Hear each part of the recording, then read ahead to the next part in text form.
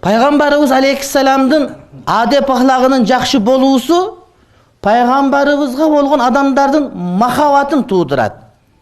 Пайгамбарыбыздын дааватынын кабыл болушун камсыздайт. Пайгамбарыбыздын тегерегине адамдардын чогулуусун камсыздайт. Демек, урматтуу бир тууганым, биз мусулмандар бир шаарда бир алым болсо, тафсир боюнча, фикх боюнча же муфти жетиштүү болот. Фарзи кифая. Бишкекте бир муфти жетиштүү болот. Бардыгына болот, болбойт, харам хадал айтып бергенге. А бирок адамдарды ыйманга чакырган даават ишинде ар бирибиздин мойнубуздагы милдет болот, урматтуу бир тууганым. Ар бирибиздин милдетибиз болот. Демек, ар бирибиз биз милдеттүүбүз пайгамбарыбыздын жанагы алым болушун алынган милдеттүү эмеспиз, бирок дааватчы болгон алганга биз милдеттүү болобуз, урматтуу бир тууганым.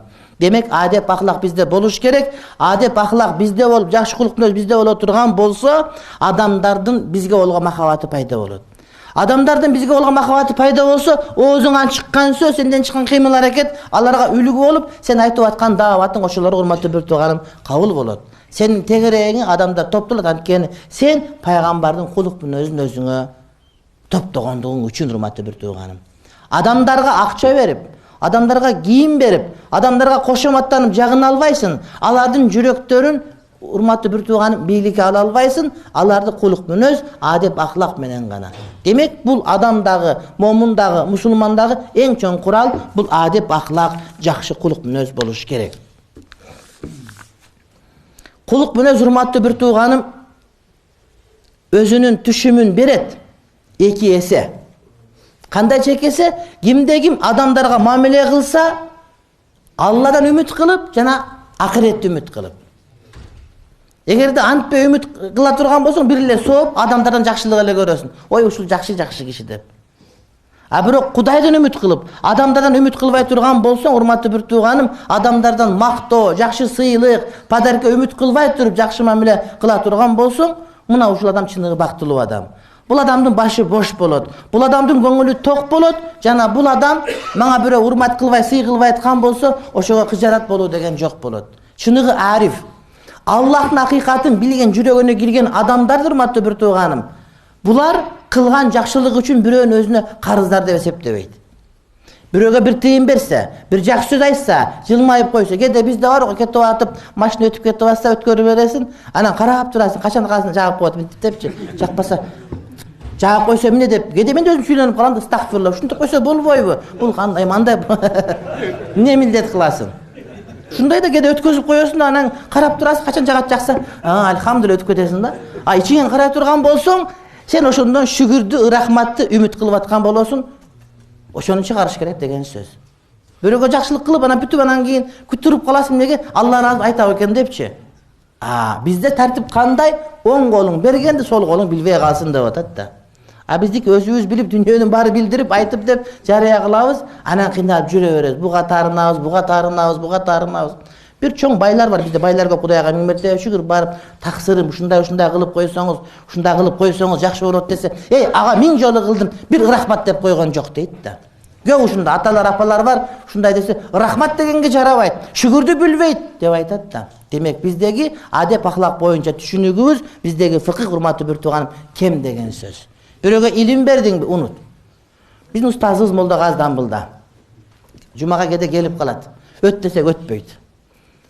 Анан кээде сүйлөшүп отурганын карап отурсаң, экөөбүздүн кимибиз устаз деп ойлоп каласың. Ага мен устазбынбы же ал мага устазбы деп. Бир өмүр бою милдет кылганы билген жокпуз. Сен окутуп койдум элем, анттым, кел, антмит деген жок. Кээ бир алымдарды билебиз, молдолорду. Эгер окутуп койгон, бир жыл окуткан болсо, кул кылып алат да, чогулткыла, мага машинеге пул чогулткыла. Мен ооруп аттым, мен окуротко барышым керек. Келгиле бияка, эч укпадык, бирөөбүз укпадык, бир милдетин укпадык. Мамиле болуптар, кээде карыз алыш, бериши башка кылабыз.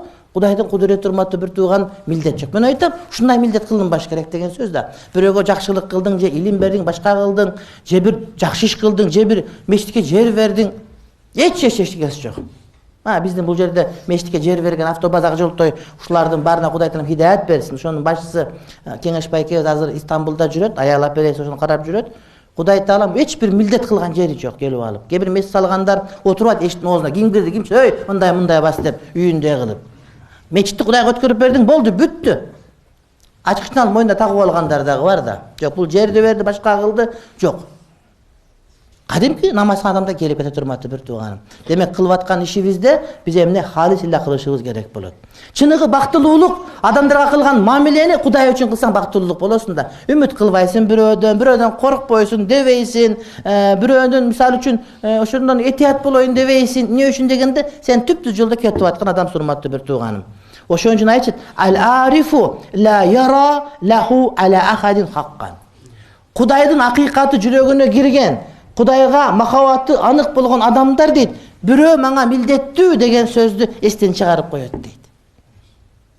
Күтпөйт бирөөлөрдө мага милдеттүү эле, ушулар алып келип бериш керек эле, ушул урмат кылыш керек эле, Эшмат той кылып атат, той мешуга мен жакшы бизнес болгонмун, мен тойго чакырыш керек эле, анан ушул мен ушуну иш керек эле, мен барган төргө түшүм керек эле, уча менен жамбаш меники болуш керек эле, мен бияка отуруп калдым, экинчи столго отуруп калдым, биринчи мен чакырылыш ифтар кылган ифтарга мен эмне чакырбады экен? Мен кошунасы элем, оң жактагы кошунасы элем киргизип турат эле, эмне чакырбады деген болбош керек да.